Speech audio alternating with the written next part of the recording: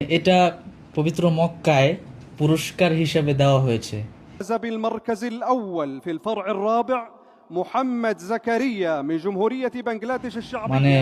কেন ইমাজিন, এটা আসলে সত্যি ভাষায় প্রকাশ করার মতো না যে এটা কি দামি সম্পদ। আমি চাই যে এটা সবসময় তুমি হেফাজতে তুমি রাখবা শুনে ইনশাল্লাহ। খুশি হবা। এইটাই আজকে মনে হয় 1000 মানুষ চুমুক হয়েছে এখানে এভাবে। বাংলাদেশের পক্ষে আমাদের জাকারিয়া প্রথম স্থান অধিকার করেছে, এটা বাংলাদেশের সম্মান। মক্কা তো দূরের কথা, বাংলাদেশ এয়ারপোর্টেও আসার সুযোগ হয় নাই। আমার উসিলায় আমার বাবা 2বার গিয়েছেন মক্কা মদিনায়। তুমি সাথে ছিলা, তাশরিফ ছিলা। আমাদেরকে আল্লাহ রাব্বুল আলামিন হয়তো পরীক্ষা নিয়েছিলেন যে দেখি পুরস্কার না দিলে এরা কী করে।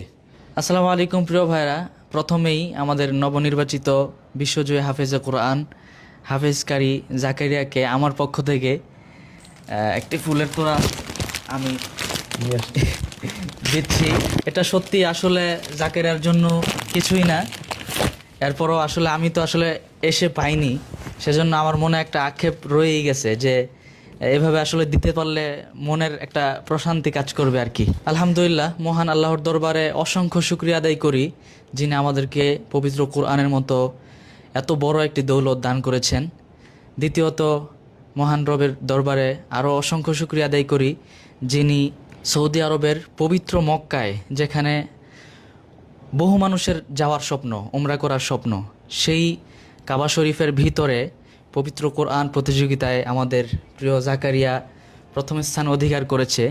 আমাদের আর খুশির ব্যাপার হচ্ছে আমাদের আর রায়হান ইন্টারন্যাশনাল মাদ্রাসায় আমি যখন প্রথম স্থান হই, এরপরে আসলে আমার একটা মনের চাওয়া ছিল যে আর রায়হান ইন্টারন্যাশনাল মাদ্রাসা থেকে যেন এমন একজন হাফেজে কোরআন বিশ্ব জয় করে।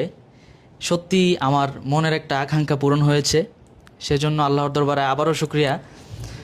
আমি আসলে দেশের বাইরে থাকার কারণে, মালদ্বীপ শ্রীলঙ্কায় আসলে ফ্লাইটে একটা দিন ঢিলে হওয়ার কারণে কোনোভাবেই আসলে এখানে উপস্থিত হতে পারিনি। আমাদের প্রিয় জাকারিয়া বিশ্বজয় করে এসেছে, এয়ারপোর্ট থেকে যে একটু মন ভরে রিসিভ করব, আপনাদেরকে জাকারিয়ার যে অর্জন এটা উপস্থাপন করব, অ্যাপ্রিসিয়েট করব, সেটা আসলে হয়তো আমার নসিবে ছিল না, কিন্তু আমি বরাবরই খুবই সন্তুষ্ট এবং খুশি হয়েছি। আল্লাহর কাছে অনেক শুকরিয়া আদায় করেছি যে আমাদের বাংলাদেশের সম্মান আমাদের প্রিয় জাকারিয়া বয়ে নিয়ে এসেছে সেজন্য।